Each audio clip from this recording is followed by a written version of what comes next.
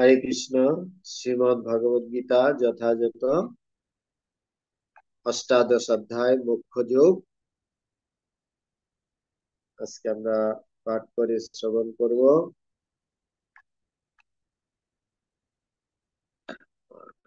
30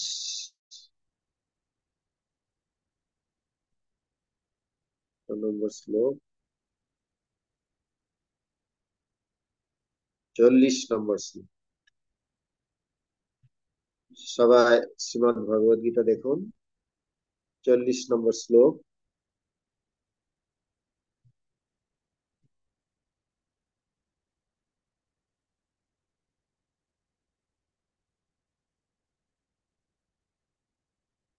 ন তদন্তি পৃথিব্যাং বা দিবি দেবেষু বা পুনঃ ন তদন্তি ন তদস্তি পৃথিব্যাং বা দিবি দেবেষু বা পুনঃ সত্যং প্রকৃতি জৈর্মুক্তম যদেভি সাত্রিভিঃ গুণৈঃ ন তদস্তি পৃথিব্যাং বা দেবী দেবেষু বা পুনঃ সত্যং প্রকৃতির জৈর্মুক্তম যদেভি সাত্রিভিঃ গুণৈঃ ন তদস্তি পৃথিব্যাং বা দেবী দেবেষু বা পুনঃ সত্যং প্রকৃতি জৈর্মুক্তম যদেভি সাত্রিভিঃ গুণৈঃ। শব্দার্থ: ন মানে নেই, সেই অস্তি আছে, পৃথিব্যাং পৃথিবীতে, বা অথবা দিবি স্বর্গে, দেবেষু দেবতাদের মধ্যে, বা অথবা কোন পুনরায়, সত্যম অস্তিত্ব, প্রকৃতিজয়ী প্রকৃতিজাত, মুক্তম মুক্ত, যেভি এই সৎ হয়, ত্রিভি তিন, গুণই গুণ থেকে। ছিল প্রভুপাদ কৃত অনুবাদ এবং তাৎপর্য। অনুবাদ: এই পৃথিবীতে মানুষদের মধ্যে অথবা স্বর্গে দেবতাদের মধ্যে এমন কোন প্রাণীর অস্তিত্ব নেই যে প্রকৃতিজাত এই ত্রিগুণ থেকে মুক্ত। ছিল প্রভুপাদ কৃত তাৎপর্য। ভগবান এখানে সমগ্র ব্রহ্মাণ্ড জুড়ে জড় প্রকৃতির তিনটি গুণের যে সমষ্টিগত প্রভাব, তা সারমর্ম বিশ্লেষণ করেছে। এখানে শ্রীল প্রভুপাদের তাৎপর্য সমাপ্ত। জয় জগৎগুরু শ্রীল প্রভুপাদ কি জয়। আজকের শ্লোকের বিষয়বস্তু হচ্ছে যে ভগবান বলতে চাইছেন, এই যে জড় জগৎ, এটা জড় প্রকৃতির দ্বারা পরিচালিত। এই জগৎ জড়া প্রকৃতির যে তিনটি গুণ, এই তিনটি গুণের দ্বারা পরিচালিত: সত্য, রজ এবং তমগুণ। এই জড় জগতে সমস্ত জীব বলতে আব্রহ্ম ভুবনালোকা পুনরাবতীর্ণ অর্জুন, একদম ব্রহ্মাণ্ডের নিম্নলোক থেকে শুরু করে উচ্চলোক, সত্যলোক, ব্রহ্মলোক অব্দি যত জীব রয়ে গেছে, এটাকে পুরোটাকে বলা হচ্ছে জড় জগৎ। এই জড় জগতে সেই পৃথিবীতেই হোক, স্বর্গেই হোক, ব্রহ্মলোকেই হোক, সে যেই লোকেই অবস্থান করুক না কেন, তাকে এই তিন গুণের অন্তর্গত: সত্য, রজ এবং তিন গুণ। এই তিন গুণের দ্বারা সমস্ত এই জড় জগতের ব্রহ্মাণ্ডের জীব পরিচালিত হচ্ছে। এই তিন গুণ থেকে কেউই সর্বোত্তভাবে মুক্ত নয়। ভগবান গীতাতে বলছেন যে প্রকৃতে ক্রিয়মাণানি গুণই কর্মাণি সর্বস্ব। এই প্রকৃতিতে সমস্ত গুণ, সত্য রজ তম গুণের দ্বারাই সমস্ত জীব পরিচালিত হচ্ছে। প্রভুপাদ বলছেন যে এখানে সমগ্র ব্রহ্মাণ্ড জুড়ে প্রকৃতির তিনটি গুণের যে সমষ্টিগত প্রভাব তার সারমর্ম বিশ্লেষণ করেছে। তো সমস্ত ব্রহ্মাণ্ড জুড়ে, শুধু এই পৃথিবীতে নয়, স্বর্গে নয়, উচ্চ লোকে নয়, ব্রহ্মাণ্ড ঊর্ধ্বলোকে নয়, সমস্ত জায়গাতেই এই প্রকৃতির তিন গুণের দ্বারা সমস্ত জীব বদ্ধ। একদম পিপিলিকা থেকে শুরু করে ব্রহ্মা অব্দি সবাইকেই এই জন্ম মৃত্যু জরা এগুলি অতিক্রম করতে হবে সমস্ত জায়গায়। এই জগতে যেরকম আমাদের জন্ম মৃত্যু যারা আছে, স্বর্গ আদি ঊর্ধ্বলোক সেরকম তাদের দেহে পরিবর্তন হচ্ছে। বলা হচ্ছে যে আমাদের এই যে বর্তমান ব্রহ্মাণ্ডের ব্রহ্মা, এই ব্রহ্মার এখন আয়ু হচ্ছে, তার অর্ধেক জীবন অতিবাহিত হয়ে গেছে। এখন ব্রহ্মার আয়ু হচ্ছে 50 বছর বয়স। ব্রহ্মা যদি 100 বছর বাঁচেন, তাহলে তার 50 বছর ইতিমধ্যে অতিক্রান্ত হয়ে গেছে। তবে আমাদের এবং ব্রহ্মার সাথে যে আয়ুর যে পার্থক্য, তার শাস্ত্রে বলা হয়েছে অনেক ব্যবধান রয়ে গেছে। যেমন সত্য, ত্রেতা, দাপর, কলি, এই যে চারটা যুগ, এই চারটা যুগ মিলিয়ে একটা দিব্য যুগ হয়। এরকম সহস্র দিব্য যুগের যে সময় হয়, সেরকম ব্রহ্মার একদিন, এক রাত্রি। তাহলে আমাদের তুলনায় ব্রহ্মা কত কোটি কোটি বৎসর তার আয়ু, সেটা গণনা করা ঠিক।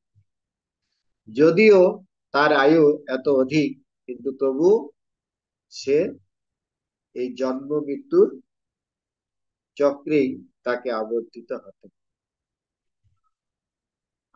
আব্রহ্ম ভুবনালোক পুনরাবতীর্ণ অর্জুন। এই ব্রহ্মাণ্ডে যে যেখানেই থাকুক না কেন, তাকে এই ব্রহ্মাণ্ডে তাকে এই তিনটা গুণ এবং তার জন্ম মৃত্যু জরা এগুলি তাকে প্রভাবিত করতে বাধ্য হচ্ছে। দৈবী হেসা গুণময়ী মম মায়া দূরত্বয়া। ভগবান বলছেন এই যে দৈবী মায়া শক্তি, সেটা সমস্ত ব্রহ্মাণ্ড জুড়ে তার প্রভাব বিস্তার করছে। কিন্তু ভগবান গীতাতে একটি সুযোগ দিয়েছেন যে দৈবী হেসা গুণময়ী মম মায়া দূরত্বয়া, আমার মায়া শক্তিকে অতিক্রম করা অত্যন্ত কঠিন। কিন্তু ভগবান বলছেন যে মামেব যে প্রপদ্যন্তে মায়া মেতাম তরন্তি। এই জগতে সবাই বদ্ধ জীব। একটি পিপিলিকা থেকে শুরু করে ব্রহ্মা অব্দি সমস্ত ব্রহ্মাণ্ডের জীব বদ্ধ জীব। কিন্তু এখানে সমস্ত জীবই তার কর্ম নিয়ে এই জগতে অবস্থান করছে। তার কর্মফল সে ভোগ করছে। সে সত্যগুণেই হোক, রজগুণেই হোক, তমগুণেই হোক। কিন্তু এই কর্মফল থেকে বা এই জড় জগৎ থেকে, মায়ার জগৎ থেকে যদি মুক্ত হতে চায়, ভগবান বলছেন একটাই উপায়, সেটা হচ্ছে মামেব যে প্রপদ্যন্তে মায়া মেতাম তরন্তি। কেউ যদি আমার শরণাগত হয়, তিনি একমাত্র এই জড় থেকে বা এই সংসার জগৎ থেকে, জন্ম মৃত্যুর চক্র থেকে তাকে, হ্যাঁ, সে একমাত্র উদ্ধার পেতে পারে।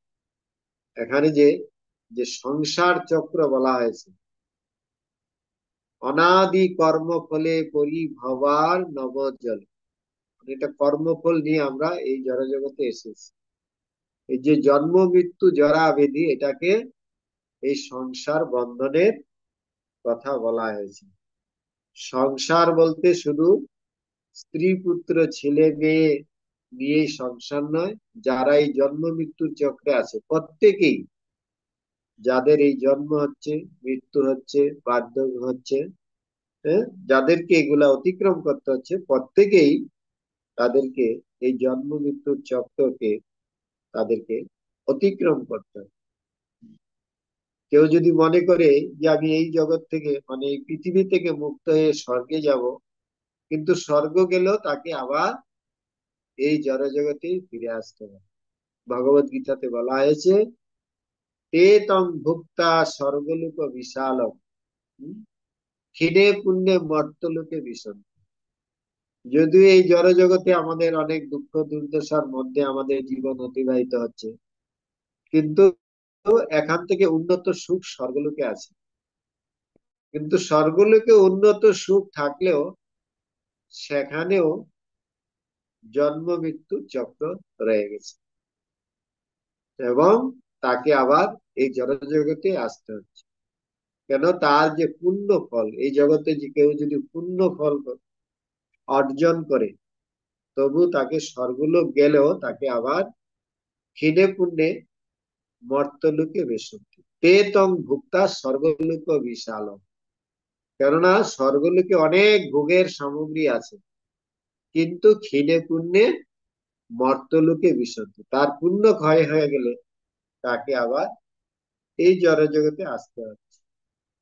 এবং ত্রয়ী ধর্ম প্রপন্না গতাগতম কাম লাভ লভন্তে, এটাকে বলা হয় ত্রয়ী ধর্ম।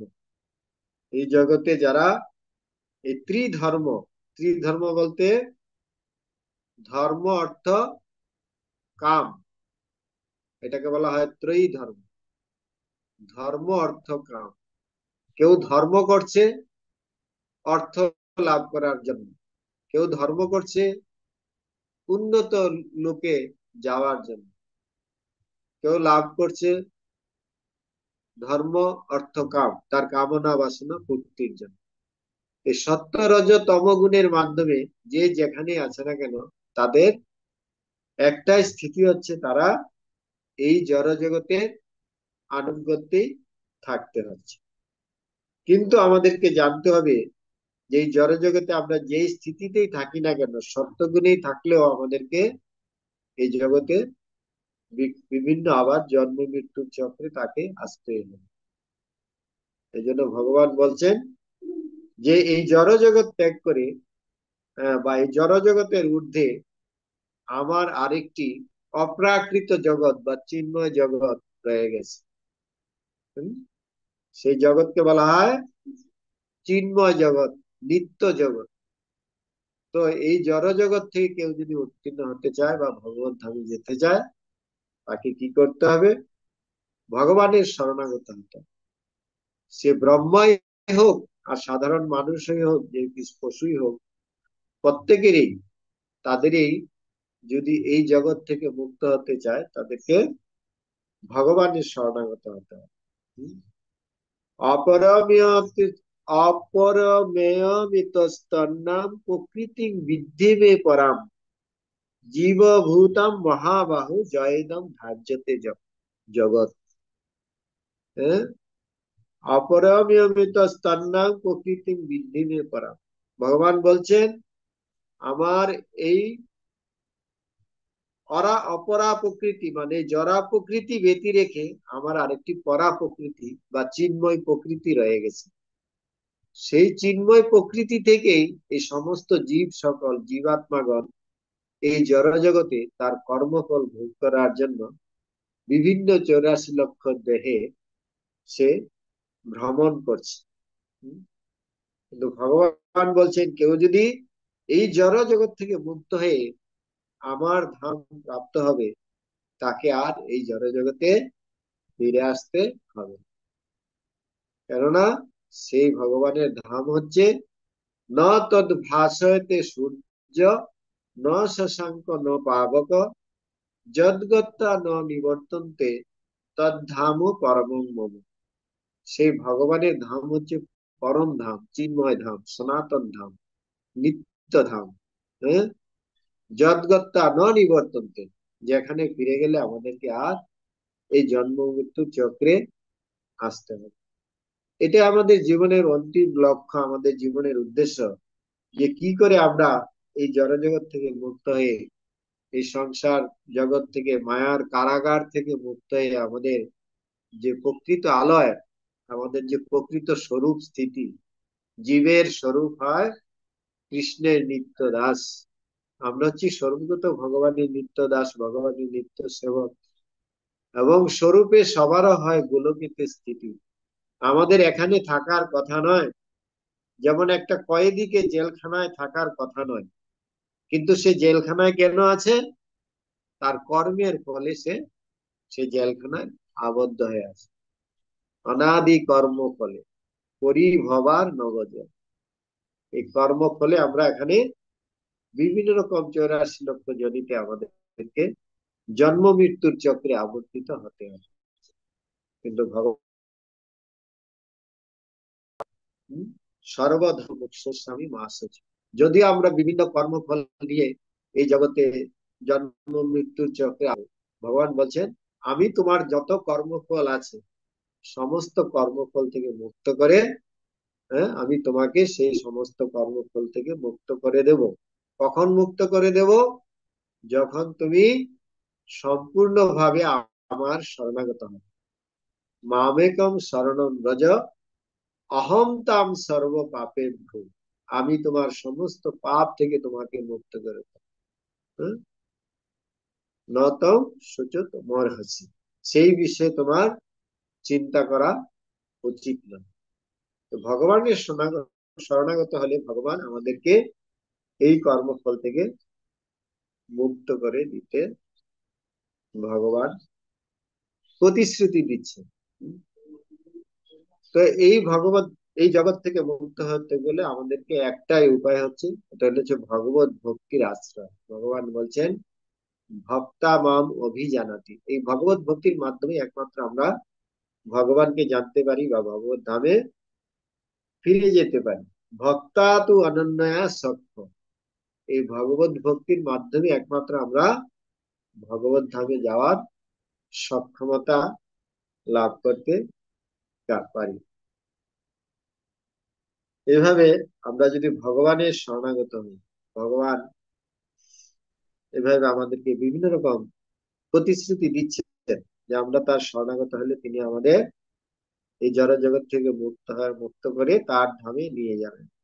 হম, আমরা একটা কীর্তন করছি 2 মিনিট। নামহট্ট বই থাকলে খুলুন, 44 পাতাতে,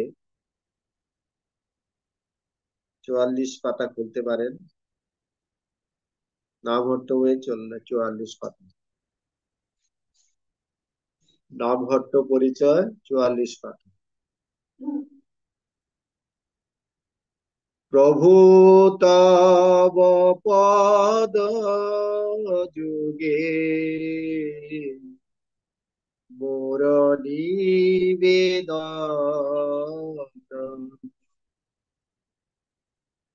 নাহি মাগি দেহ সুখ, বিদ্যা ধন জন, প্রভু তব পদ যুগে মোর নিবেদন, নাহি মাগি স্বর্গ আর মোক্ষ, নাহি মাগি না করি প্রার্থনা কোন বিভূতির লাগি। ভগবানের কাছে আমাদের কি প্রার্থনা করতে হবে?